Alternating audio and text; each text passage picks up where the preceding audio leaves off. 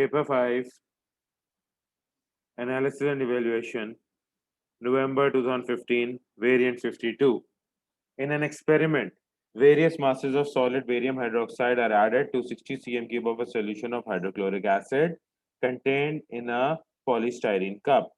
In each experiment, a fresh sample of the acid is taken and its initial temperature is measured. After the barium hydroxide has been added, the acid is stirred and the maximum temperature reached is noted. The result of each experiment are recorded in the table below.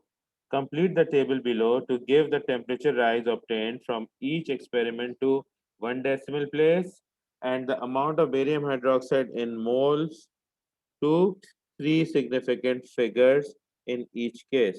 यहाँ पे इन्होंने clearly बता दिया है कि इनको temperature 1 decimal place में चाहिए और जो आपके मोल्स ऑफ बेरियम हाइड्रोक्साइड है उसको 3 सेकंड फिगर्स में चाहिए और साथ में क्या दिया हुआ है the mass of 1 mole of barium hydroxide is 171 ग्राम यानी 171 ग्राम जो है वो बेरियम हाइड्रोक्साइड का एमआर है। अब टेबल को देखते हैं कि टेबल में इन्होंने क्या क्या दिया हुआ है।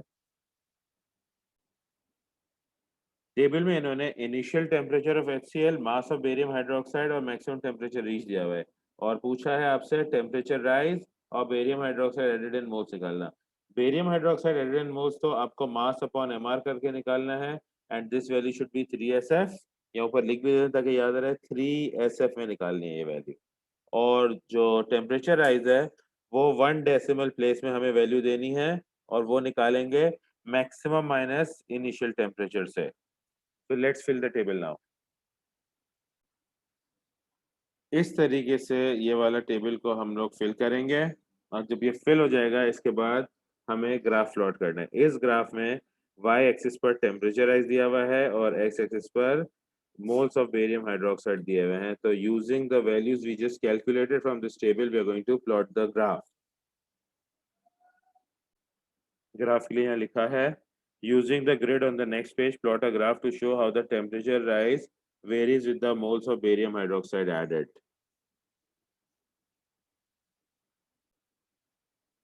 ग्राफ के नीचे ये स्टेटमेंट दी हुई है draw 2 lines of best fit on your graph and state the value of the X axis at the point of intersection of the 2 lines. तो अब हम लोग ग्राफ प्लॉट करते हैं। ये जो ग्राफ है हमारे पास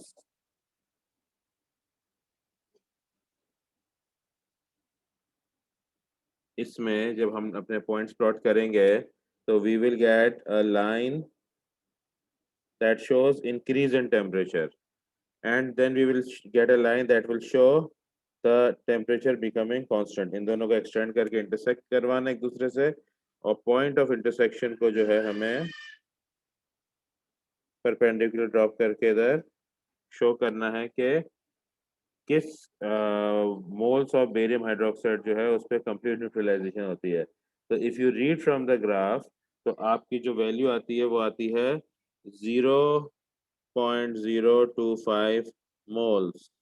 अब आप इसको फिल कर देंगे in the empty space given below the graph. यहाँ पे ये जगह है यहाँ आप लिख दोगे moles are 0.025 value of the X axis at the point of intersection.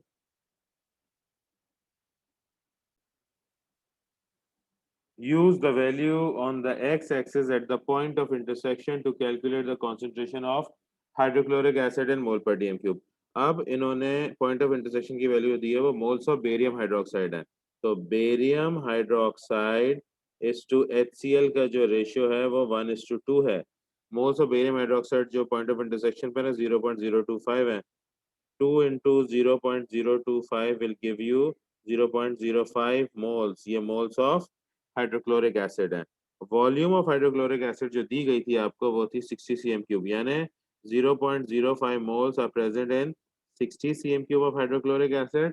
Concentration निकालनी है so how many moles would be present in 1000 centimetre cube of hydrochloric acid. Calculate करते हैं 1000 डिवाइडेड बाय 60 मल्टीप्लाइड बाय 0.05। इसका answer हमारे पास आता है 0.833 mole per dm cube। This is the concentration of the HCl that was given to us in this experiment। Explain the variation in temperature that takes place when barium hydroxide is added to hydrochloric acid. Okay, तो जो explanation में क्योंकि detailed explanation देनी है तो हम लोग इसमें 3 points देंगे, ठीक है? Point number 1, it is an exothermic reaction जब भी rise in temperature हो रहा है, ठीक है ना? फिर दूसरा लिखेंगे the temperature rises when the base is being neutralized by the acid, यानी जब बेरियम हाइड्रोक्साइड जो है वो HCl से न्यूट्रलाइज हो रहा होता है तो neutralization is an exothermic process, तो energy is being released in the form of heat, तो टेम्परेचर राइजेस, राइट? फिर जब राइज होकर स्टेबल हो जाता है, स्टेडी हो जाता है, उस वक्त जो है सारे का सारा बेस जो है वो कंप्लीटली न्यूट्रलाइज हो चुका होता है, तो इसके लिए लिखेंगे the temperature becomes constant when all of the base has been completely neutralized by the acid. तो आपने इन डिटेल एक्सप्लेन कर दिया कि टेम्परेचर राइज हो रहा है और राइज उस वक्त हो रहा है जब न्यूट्रलाइजेशन हो रही है और स्टडी उस वक्त हो रहा है जब न्यूट्रलाइजेशन कंप्लीट हो चुकी है।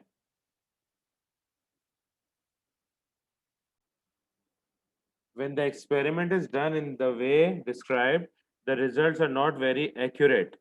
Apart from limitations due to the accuracy of the measuring equipment, suggest why all the temperature rises measured are less than theoretically should be expected. The only reason temperature rise अगर कम है than expected is because there was loss of heat. कहाँ loss होगी? To the surroundings. तो इसका लिखेंगे हम लोग loss of heat to the surroundings. The temperature rises are more inaccurate as they approach their maximum value.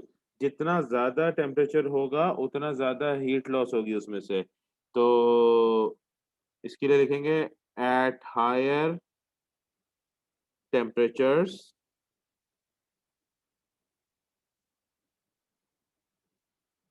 the rate of heat loss is greater. ठीक है, जितना ज्यादा टेम्परेचर होगा उतनी जल्दी उसमें से हीट लॉस होगी, उतनी ज्यादा हीट लॉस होगी, तो at higher temperatures the rate of heat loss is greater. What improvement would you make to achieve greater accuracy? अब हीट लॉस पॉलीस्टाइरीन कब से हो रही है? तो वॉल से तो नहीं हो रही, सिर्फ ऊपर से खोला है इसलिए वहां से हो रही है, तो आप क्या करेंगे? Cover the cup with a lid.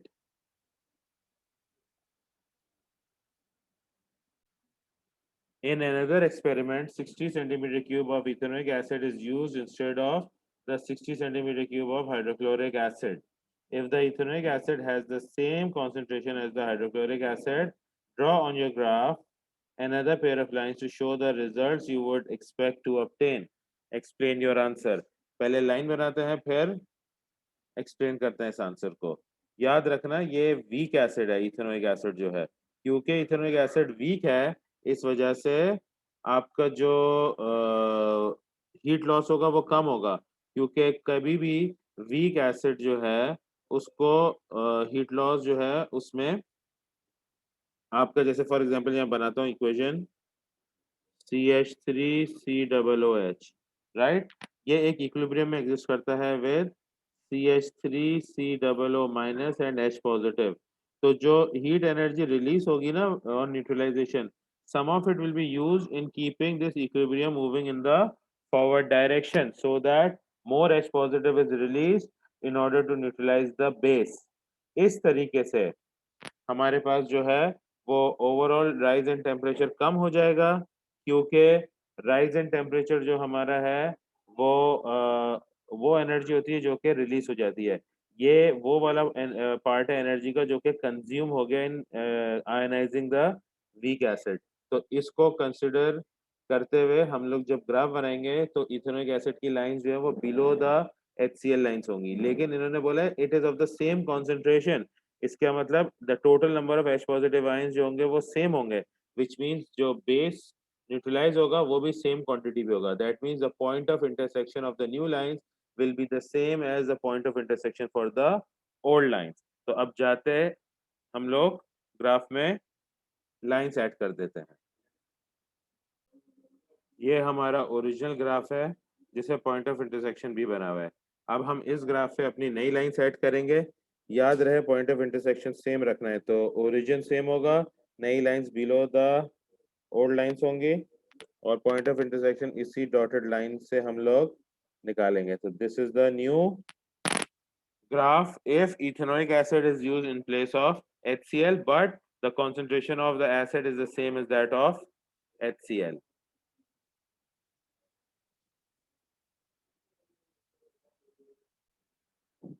अब यहाँ पे आंसर को एक्सप्लेन करेंगे। आंसर क्या है हमारा? The temperature rise with ethanoic acid would be lesser than with HCl because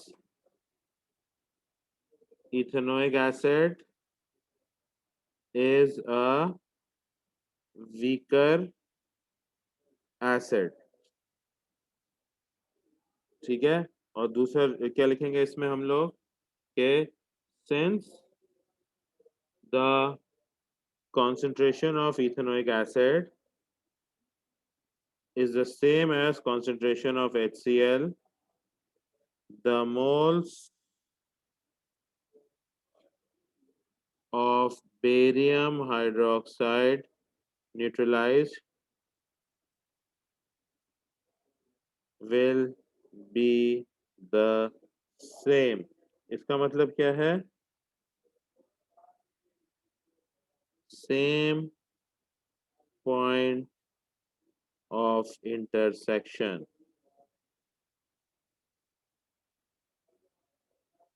ठीक है, तो इस तरीके से आप अपना ग्राफ भी बना लोगे स्केच उस पे नए इथेनॉइक एसिड की लाइंस का, और उसकी एक्सप्लेनेशन भी लिख दोगे। क्योंकि ये एसिड वीक है इसलिए टेम्परेचर राइज इसमें कम होगा, because some of the heat release is used in ionizing the weak acid, or since the concentration of HCl and CHCCWH is the same, so the moles of barium hydroxide utilized will also be the same। Point of intersection same होगा in both the cases।